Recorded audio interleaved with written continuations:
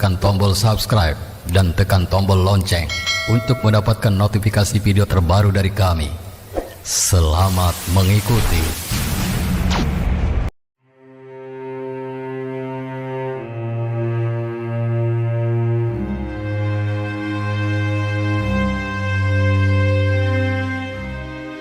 Assalamualaikum warahmatullahi wabarakatuh. Assalamualaikum warahmatullahi wabarakatuh. Kali ini angkat kisah di mana seorang pemuka ateis kalah debat dengan seorang anak kecil. Kisah ini dikutip dari kitab Fathul Majid karya Syekh Muhammad Nawawi bin Umar Al-Jawi Asy-Syafi'i, di mana orang ateis yang selalu mengandalkan logika hanya dikalahkan dengan logika mendasar saja oleh anak berusia 7 tahun tanpa perlu dengan buka kitab dan referensi.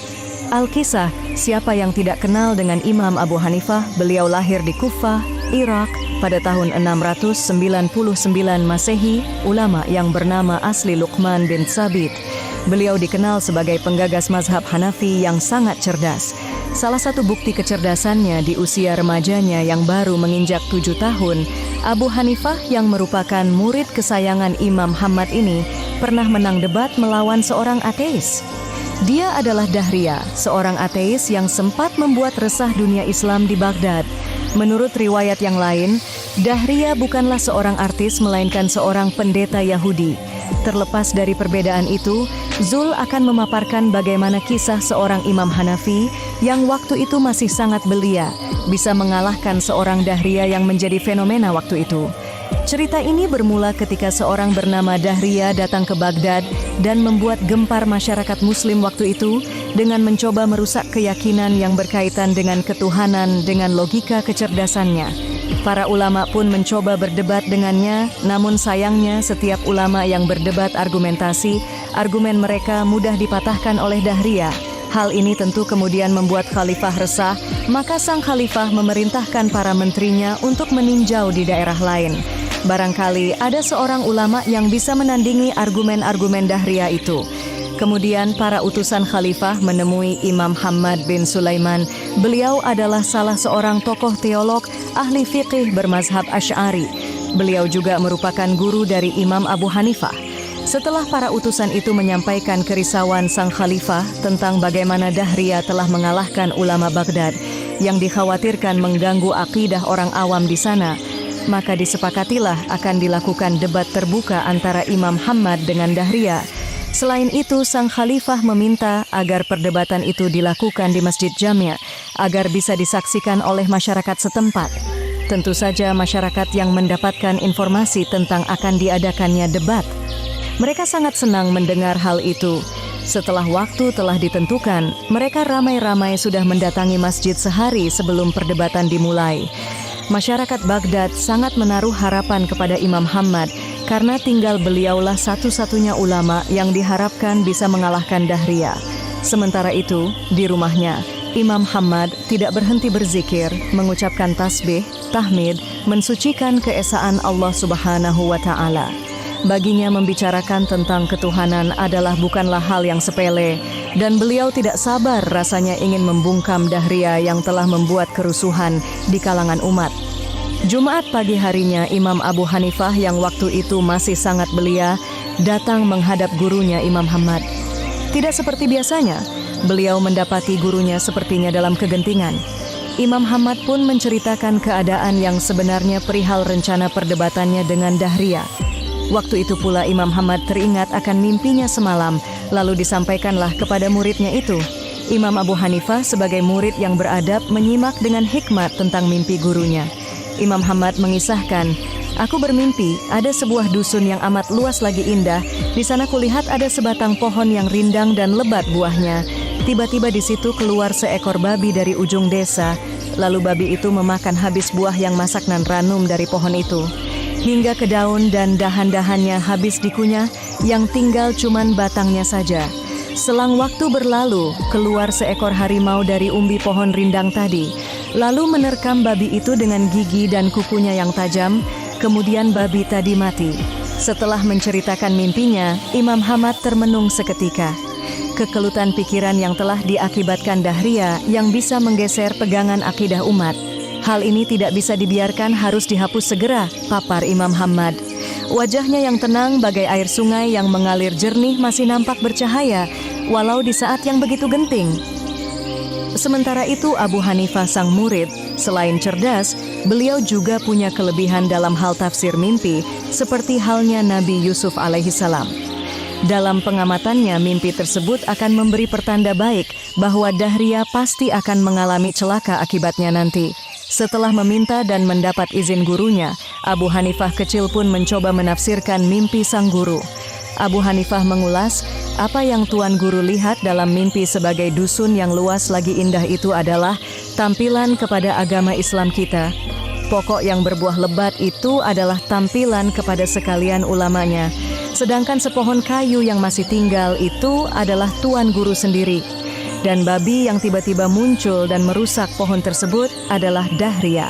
Sedangkan harimau yang keluar lalu membunuh babi tadi adalah saya, insya Allah Tuan Guru, kata Abu Hanifah kecil. Setelah menjelaskan perihal tafsir mimpi kepada sang gurunya, Abu Hanifah pun memohon agar gurunya memberikan izin biar dirinya saja yang berdebat dengan Dahria. Dari pandangan kasyaf, Imam Hamad mengetahui bahwa sang murid insya Allah mampu melawan Dahria. Singkat cerita, Imam Hamad pun memberikan izin dan restu kepada Abu Hanifah kecil.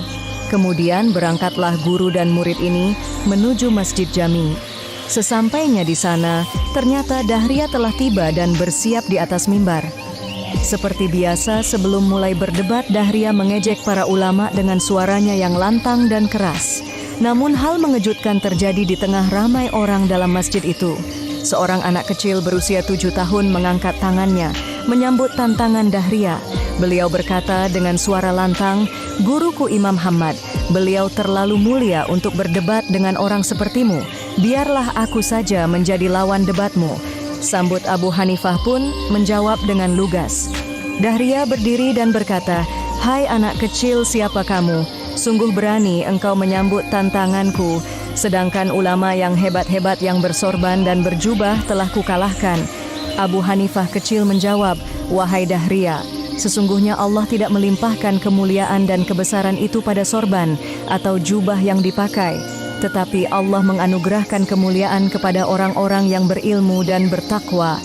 Abu Hanifah lalu membacakan firman Allah Subhanahu wa Ta'ala dalam surat Al-Mujadalah, "Hai orang-orang beriman, apabila dikatakan kepadamu berlapang-lapanglah dalam majelis, maka lapangkanlah, niscaya Allah akan memberi kelapangan untukmu.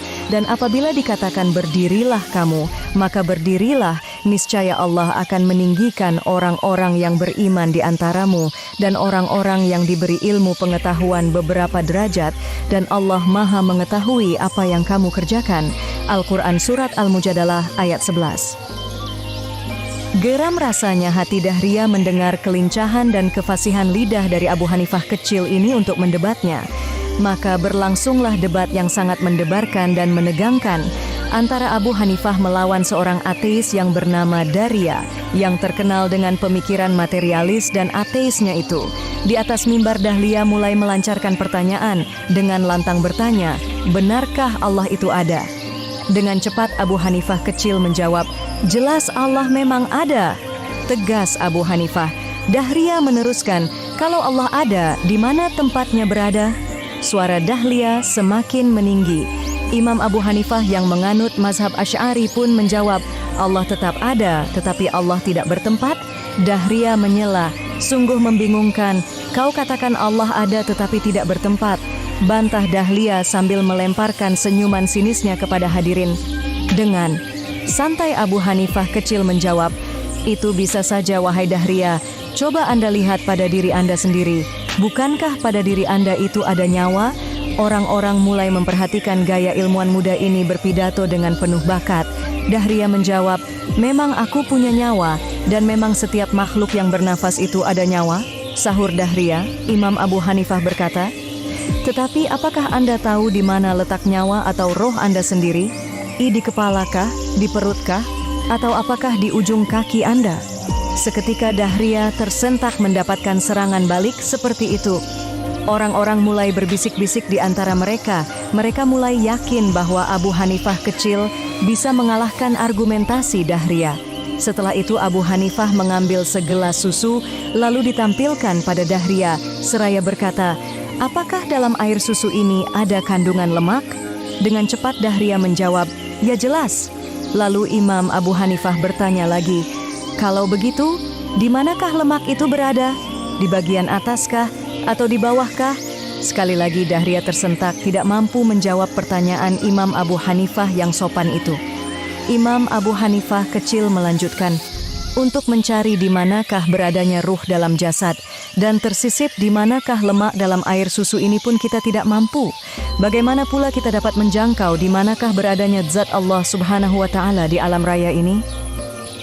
Allah Subhanahu wa Ta'ala adalah zat yang telah menciptakan dan mengatur seluruh alam ini, termasuk ruh dan akal dangkal kita ini pun ciptaannya, yang sepatutnya kita tunduk dan patuh di bawah urusan takdir perintah yang maha agung. Suasana menjadi agak hening.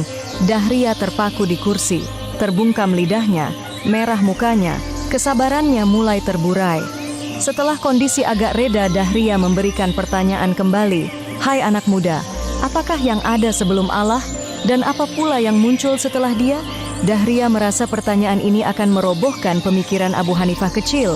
Semua mata tertuju pada Abu Hanifah kecil, murid Imam Ahmad yang pintar ini. Lalu beliau menjawab, "Wahai Dahria, tidak ada sesuatu pun yang ada sebelum Allah, dan tidak ada sesuatu pun yang akan muncul setelahnya Allah Subhanahu wa Ta'ala.